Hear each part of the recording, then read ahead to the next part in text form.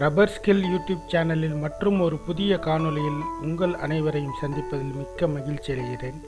சில காலதாமதங்களால் வருத்தப்படுகிறேன். தொடர்ந்து காணொளிகள் பதிவேற்றம் செய்ய முடியவில்லை, மன்னிக்கவும். தற்பொழுது புதிய ஒரு காணொளியை உங்களுக்காக படைக்கவிருக்கிறேன்.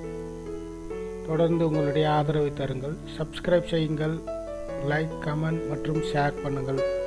நிறையா பேர் சப்ஸ்கிரைப் பண்ணாமல் பார்க்குறாங்க வீடியோ. தயவு செஞ்சு கொஞ்சம் சப்ஸ்கிரைப் பண்ணுங்கள். இன்றைய பதிவு என்னென்ன பார்க்க போகிறோம் என்றால், rubber track tiles. Rubber tiles தெரியும் உங்களுக்கு, கலர் கலராக இருக்கும் டைல்ஸு. அது எங்கெங்கே பயன்படுது, அதனுடைய உற்பத்தி எப்படி ப்ராசஸ் பண்ணி ப்ரொடக்ஷன் பண்ணி எடுக்கிறது, அதை பற்றி பார்க்க போகிறோம். தொடர்ந்து வீடியோவை கடைசி வரையும் பாருங்கள். பார்ப்பதற்கு அழகாக இருக்கிறதா, கலர் கலராக. கீழே ஒரு கிரவுண்டு, ப்ளே கிரவுண்டு, இங்கே ஜிம்மு, மேலே கலர் கலராக டைல்ஸு. இதெல்லாமே ரப்பரால் உருவாக்கப்பட்டது. Rubber tiles. ரப்பர் டைல்ஸ் எப்படி உருவாக்குறது, மேனுஃபேக்சரிங் பண்ணுறதுங்கிறத பார்க்கலாம். ரப்பர் டைல்ஸ் எதுக்காக யூஸ் பண்ணுறாங்க? இப்போ குழந்தைங்க ஒரு ப்ளே கிரவுண்ட் இருக்குது, ப்ளே கிரவுண்டில் குழந்தைய விளையாடுறப்ப கீழே விழுந்தால் கூட கொஞ்சம் சேஃபாக இருக்கிறதுக்காக தான் ரப்பர் டைல்ஸ் யூஸ் பண்ணுறாங்க. அத்லெட்டிக் ட்ராக் இருக்குது, பின்ன ஜிம்மில் தான் யூஸ் பண்ணுறாங்க. ஜிம்லலாம் கொஞ்சம் சாஃப்டாக இருக்கும் அவங்களோட இதுக்காக தான் அத்லெட்டிக் ட்ராக்கு, பின்ன ஜிம்லலாம் இந்த ரப்பர் டைல்ஸ் யூஸ் பண்ணுறாங்க. இந்த ரப்பர் டைல்ஸ் எப்படி மேனுஃபேக்சரிங் பண்ணுறாங்கிற பார்க்கலாம். இந்த ரப்பர் டைல்ஸ் வந்து EPDM க்ரம்பில் ரெடி பண்ணுவாங்க. EPDM க்ரம்பில் தான் அந்த ப்ராடக்ட் உருவாகுவாங்க. சில இது வந்து NR க்ரம்பில் யூஸ் பண்ணுவாங்க. சரி, ஃபஸ்ட்டு ஸ்டெப் வந்து இந்த EPDM க்ரம்பை வந்து சின்ன சின்ன பவுடராக க்ரம்பாக ரெடி பண்ணிக்கிறாங்க. EPDM ஸ்க்ராப் வாங்கி இந்த க்ரம்ப் மெஷினில் போட்டு சின்ன சின்ன க்ரம்பாக ரெடி பண்ணுறாங்க. என்னோட ப்ராசஸ் வந்து 4 ஸ்டெப்பாக இருக்குது. இது வந்து EPDM மெட்டீரியலால் உருவாக்கப்படுகிறது. ஃபஸ்ட்டு ஸ்டெப் வந்து க்ரம்ப் வந்து நம்மளே ரெடி பண்ணலாம், இல்லைன்னா வெளியில் வாங்கலாம்.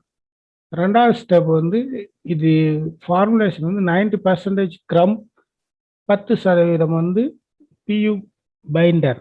PU பைண்டர்னா பாலியூரித்தேன் பைண்டர் சொல்லுவாங்க. சொல்யூஷன் ஃபார்மில் இருக்கும், அதை வந்து ஒட்டுறதுக்காக. 90% க்ரம்ப்பு, 10% பாலியூரித்தேன் பைண்டர்.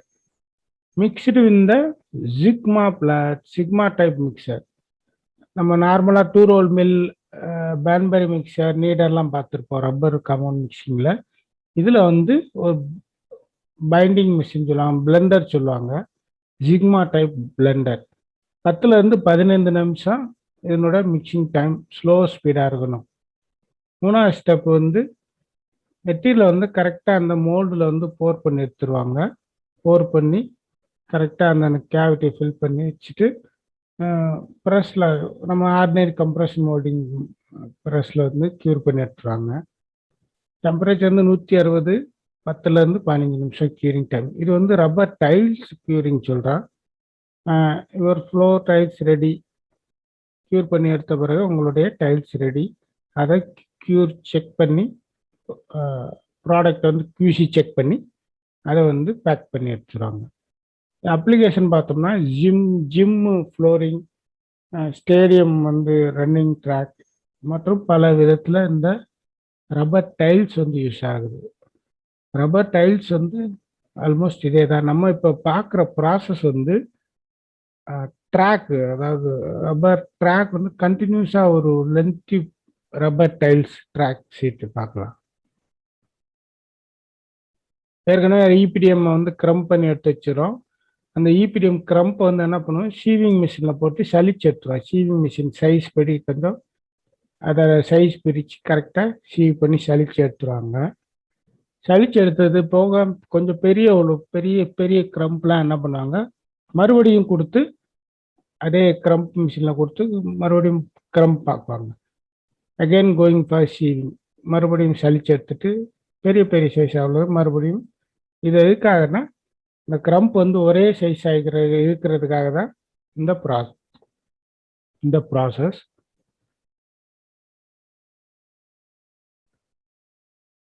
க்ரம்ப்பு அடுத்து வந்து நம்ம க்ரம்ப் ஃபார்ம் பண்ணதை வந்து கலர்ஃபுல் க்ரம்ப் வந்து மிக்சர் சொல்லுவோம். இது வந்து கொஞ்சம் பெரிய மிக்சர்.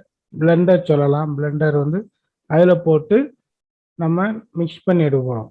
என்னென்ன நம்மளோட க்ரம்ப் இப்போ டிஃப்ரெண்ட் கலர், ஒரு பிளாக் கலர், ஒரு ஒயிட் கலர், சிலர் என்ன பண்ணுவாங்க ஒரே கலர் போடுவாங்க, இல்லைன்னா டிஃப்ரெண்ட் கலர்ஸ் போடுவாங்க. அதை நம்ம அந்த மிக்சரில் போட்டுட்டு 1 கிலோ வந்து பியு பைண்டர் ஒயிட் 1 கிலோ எடுக்கிறோம். இது எவ்வளோ க்ரம்புக்கு? 8 கிலோ க்ரம்புக்கு 1 கிலோ பைண்டர் எடுத்துட்டு 8 கிலோ க்ரம்புக்கு அந்த விகிதத்தில் நம்ம கலக்கிறோம். அந்த மிக்சரில் கொடுத்துட்டு இது பாருங்களேன், இது பார்த்தீங்கன்னா ஒரு மிக்சர் தான், ஜஸ்ட் ஒரு மிக்ஸ் பண்ணுறது. அதோட அந்த க்ரம்ப்பு ப்ளஸ் நம்மளுடைய பாலியூரித்தேன், இந்த பாலியூரித்தேன் அதில் போட போகிறோம்.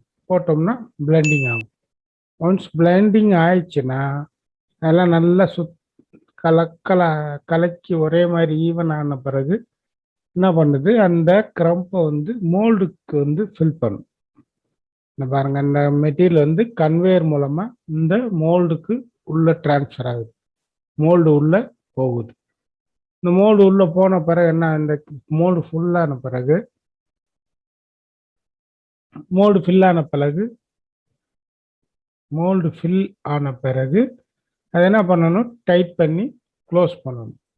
டைட் பண்ணுறது இந்த ஹைட்ராலிக் சிலிண்டர் யூஸ் பண்ணுவாங்க.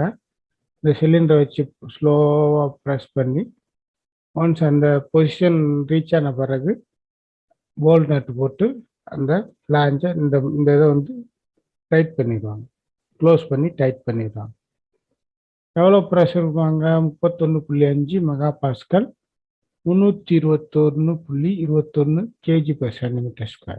ப்ரெஷர் கொடுத்து இந்த டைட் பண்ணிட்டுறோம்.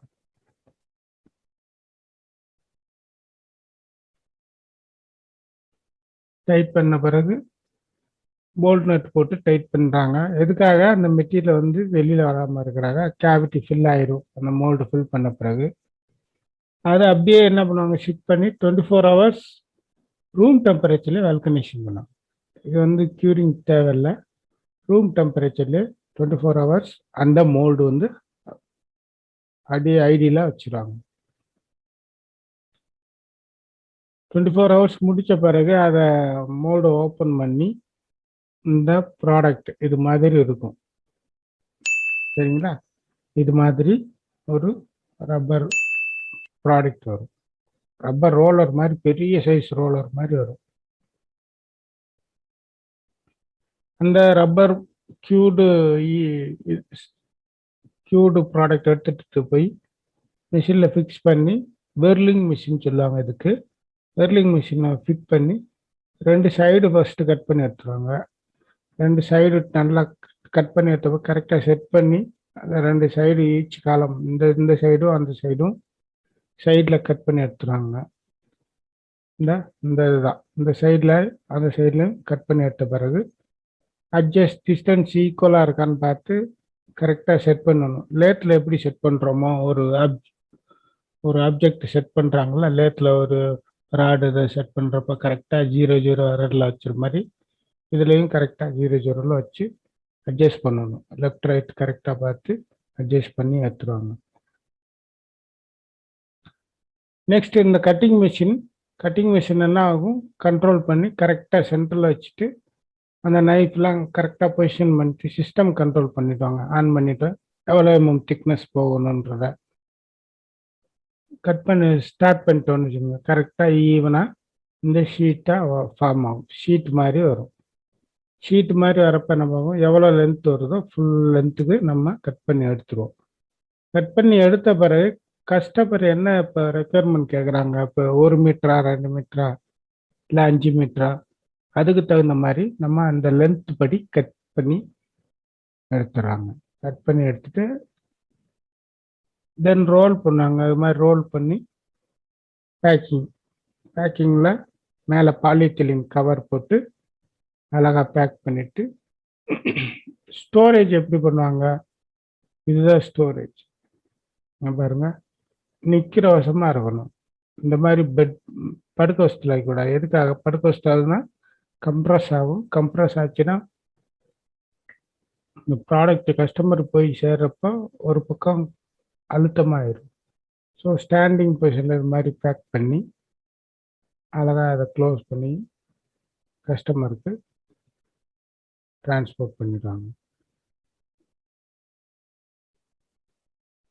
கஸ்டமர் எண்டுக்கு போன பிறகு அவங்க என்ன பண்ணுவாங்கன்னா, இப்போ எக்ஸாம்பிள் ஒரு தரையில் இந்த ட்ராக் ஓட்டுறாங்கன்னா, தரையை நல்லா சுத்தமாக க்ளீன் பண்ணிட்டு அகெயின் கம்மு பாலியூரித்தேன் கம்மு போட்டு இந்த ட்ராக்கை ஸ்லோவாக ஸ்டிச் பண்ணுவாங்க.